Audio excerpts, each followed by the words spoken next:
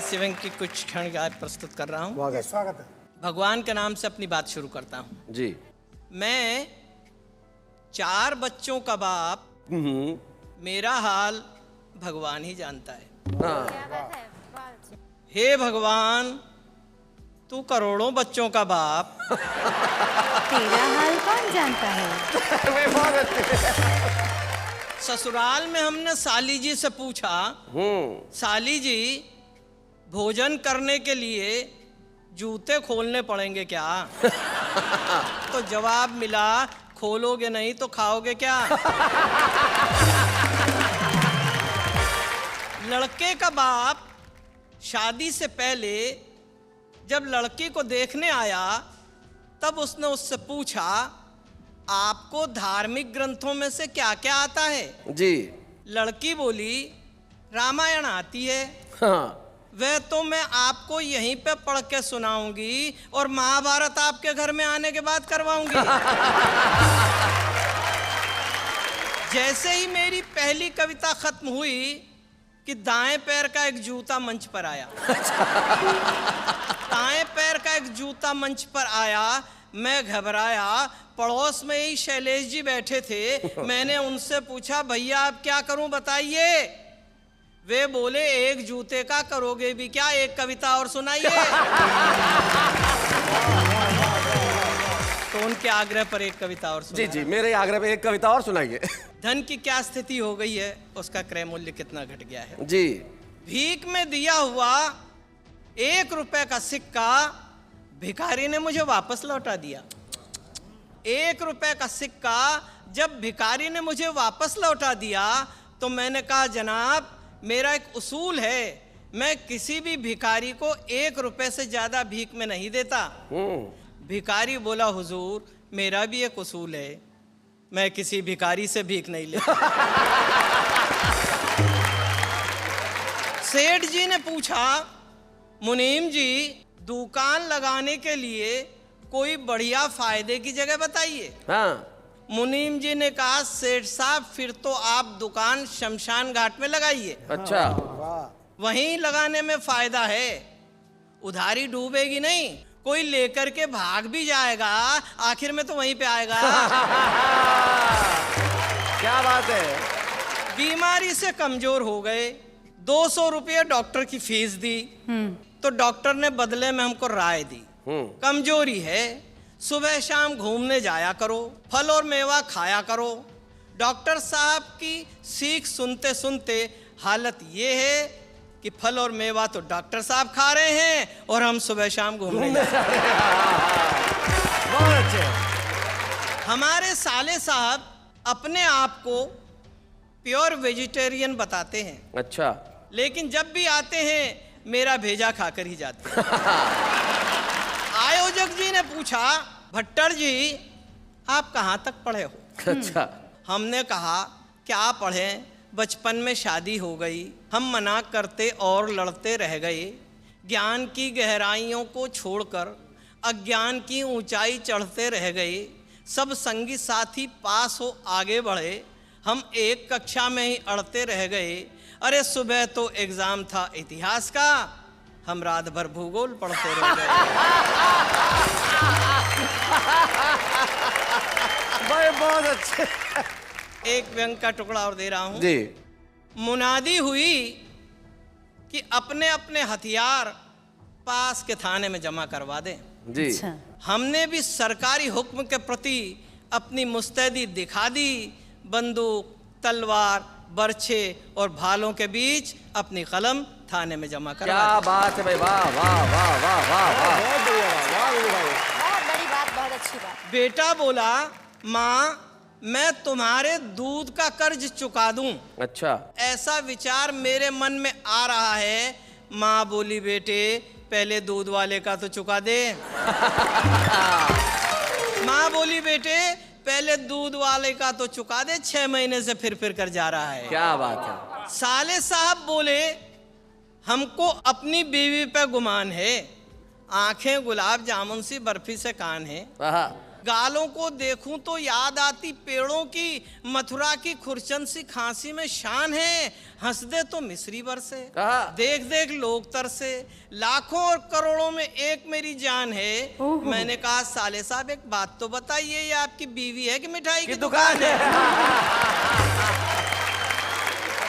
और एक अंतिम व्यंग के टुकड़े के साथ समापन करता हूं जी।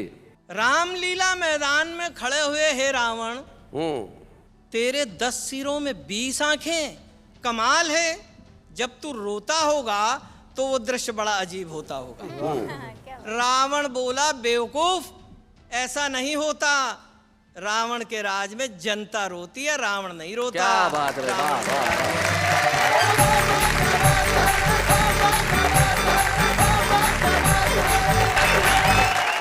नमस्कार अंजलि जी। जी मैं एक छोटी सी बात आपको बताना चाहूँ। जब मैंने पहली बार आपको तारक मेहता कार्यक्रम में देखा तो एक बात मुझे बहुत ज्यादा खली। बाकी लोग जले हुए थोड़ी हैं जो आपको कह रहे थे अनजली अनजली। आजकल देश में बहुत बार चर्चा उठती है कि महिलाओं के लिए 1/3 आरक्षण होना चाहिए। तो मेरे एक मित्र ने पूछा कि ये 1/3 महिला आरक्षण का मसला क्या है। तो मैंने 2 पंक्तियों के माध्यम से उस विधेयक का सार बताने का प्रयास किया है। देखिए, बताइए कि 1/3 महिला आरक्षण का सार यही है, घर के 3 कमरों में से 1 आपकी पत्नी का है और 2 आपके नहीं हैं। बहुत अच्छे, बहुत बढ़िया। आजकल मोबाइल की संस्कृति आ गई है, लोग चलते फिरते मोबाइल से बात करते रहते हैं, साइकिल पर, स्कूटर, मोटरसाइकिल पर। जी। तो बाप परेशान। बच्चा पैदा हुआ तो गर्दन थी टेढ़ी, कंधे से चिपका हुआ था कान। डॉक्टर बोला बच्चे के बाप से, इसने ये गुण पाया है आपसे। दिन भर फोन को कान और कंधों के बीच दबाकर करते हैं बात। बच्चे ने इस गुण को माँ के पेट में ही कर लिया आत्मसात। बाप बोला कैसे विश्वास करें आपके दृष्टिकोण पर, मेरे पड़ोसी पति पत्नी ऐसे ही दिन भर चिपके रहते हैं फोन पर। कल उनके यहाँ पैदा हुआ बच्चा तो बिल्कुल सही है। डॉक्टर बोला ऐसा नहीं है, वहाँ माँ बाईं तरफ फोन दबाती है, बाप दाईं तरफ फोन दबाता है। 2 गलतियों के जोड़ ने आश्चर्यजनक प्रभाव दिखा दिया, बच्चे को बिल्कुल सीधा बना दिया। बच्चे को बहुत अच्छे। डॉक्टर की बात चली है तो एक छोटी सी घटना आपको बताता हूं। देखिए कि एक डॉक्टर से उसकी प्रेमिका बोली, ऐ मेरे हमजोली, रोज मिलते हो, कभी ये नहीं बताया तुम मुझे कितना प्यार करते हो। डॉक्टर बोला ऐसा नहीं कि मैं तुम्हारे लिए मर सकता हूं, अच्छा, पर तुम्हारा पोस्टमार्टम मैं फ्री में कर सकता हूं। भाई क्या मोहब्बत है, बहुत अच्छा, बहुत अच्छा। अच्छा, डॉक्टर की बात हो नर्स की ना हो, ऐसा कैसे हो सकता है? कैसे हो सकता है? कि टल्लू राम को हो गया थोड़ा इन्फेक्शन, अच्छा, अस्पताल में नर्स देने लगी इंजेक्शन। 1.5 मिनट में ही ये स्थिति आ गई, जितनी दवा शरीर में गई उससे ज्यादा नर्स दिल में समा गई। माँ बाप ने दे दी पूरी आजादी, दोनों की करवा दी शादी। अब टल्लू राम की प्रॉब्लम देखिए, कहता है मेरी प्यार भरी बातें सुनकर उसकी आत्मा डोलती ही नहीं है, जब तक सिस्टर कहकर न पुकारूं वो बोलती ही नहीं। बहुत अच्छे। कवि सम्मेलनों में अलग अलग डिजाइन के कवि रहते हैं। जी जी जी। अच्छा, वीर रस के कवि के साथ क्या स्थिति रहती है? जी। वीर रस का कवि घर पहुंचा तो देखा बेटे ने बहादुरी जताते हुए तोड़ दिया है घर का फर्नीचर और बाकी सारा सामान। बाप के दिल पर चली छुरी, बेटा अपने घर का सामान तोड़ने में कौन सी बहादुरी। बाप के ये शब्द बेटे के दिल पर कर गए चोट। बोला पिताजी याद करें आज से 10-12 साल पहले के हमारे परमाणु विस्फोट, जमीन हमारी, बम हमारे, फोड़े हमने और आपने पूरी दुनिया में जाकर मचाया शोर। देखो हमारी ओर हमारी बहादुरी के किस्से। अब मैं कहां से लाऊं अपने लिए परमाणु बम के किस्से, तो ये घर का सामान ही आया फोड़ने के लिए अपने हिस्से। भाई बहुत अच्छे, बहुत बढ़िया। मैं देश की राजनीति के बारे में 4 पंक्तियां सुनाकर अपना स्थान लेता हूं। जी। अपने देश में नेता हवा में किले बनाने में दक्ष होता है। जी जी। यहाँ हर पक्ष के अंदर ही उसका विपक्ष होता है, उससे भी बड़ा नजारा समक्ष होता है। यहाँ हर प्रांतीय दल में एक राष्ट्रीय अध्यक्ष होता है। क्या बात है, बहुत बढ़िया, बहुत अच्छे।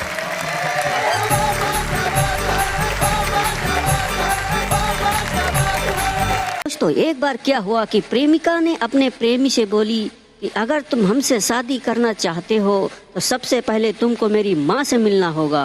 प्रेमी बोला, नहीं डियर, अब तुम्हारे सिवा मेरे तन मन में कोई नहीं बच सकता। प्रेमिका ने गुस्से में आकर 2 थप्पड़ मारे और बोली, बेवकूफ, अपनी शादी की बात करने जा। दोस्तों, एक बार क्या हुआ कि लड़का लड़की से बोला, डार्लिंग, क्या मैं पहला शख्स हूँ जिसने तुमसे प्यार किया? इतना सुनते ही लड़की बोली, हाँ भाई हाँ, हमें तो पता नहीं